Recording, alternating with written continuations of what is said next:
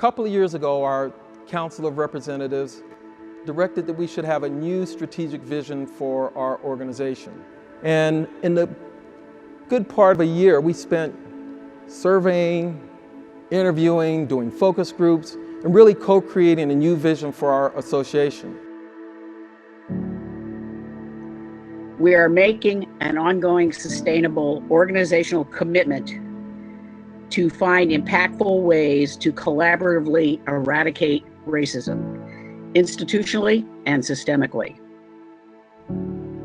The American Psychological Association has issued an apology to people of color for its contributions to the establishment of systemic racism in America. Tell us about this apology. What made this important to do now, and what do you think it means for the society at large? I think there are a confluence of things that led to us doing this now. Last year, with all of the awareness of the disproportionate impact of COVID on African Americans, the police shootings and those kinds of things, that all came together, and we really said that we need, as a field, to acknowledge what we have done, how we've contributed to these problems, and to start to make amends and to address those issues. Following the apology, we worked to better understand the association's footprint by conducting an internal inventory that collected information on all racial equity activities across APA directorates and offices.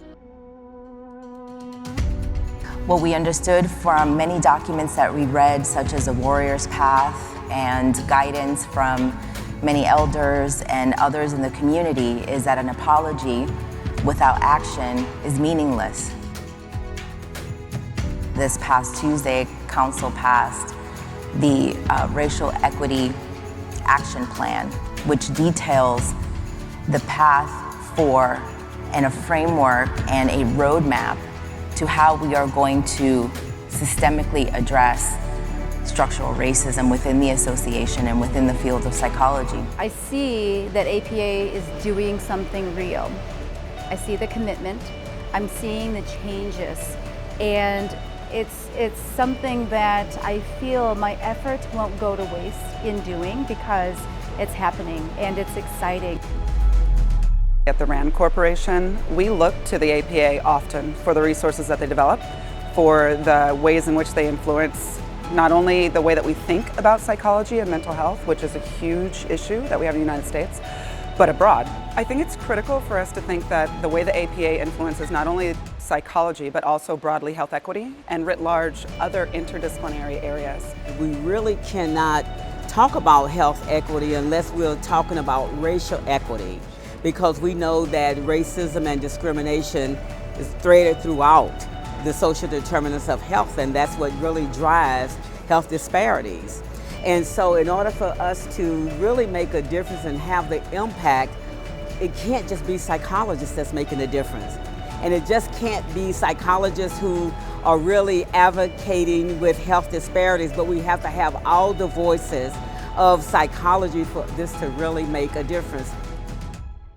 The people at APA, our members, have still been very engaged around these, and I think that's what's going to make a difference, so that 5 years from now, 10 years from now, we're going to be able to say, not only did we do an apology, not only did we start on a process, but we're going to be able to point to specific ways that our efforts have made a difference in the health of people. And so I say to each of us, what would be the point of leading? What would be the point of serving? What would be the point of showing up if you weren't going to say something? Let's say something. Let's shake things up. Let's shift things, because the truth is, even those who are fighting us are thirsty for the change.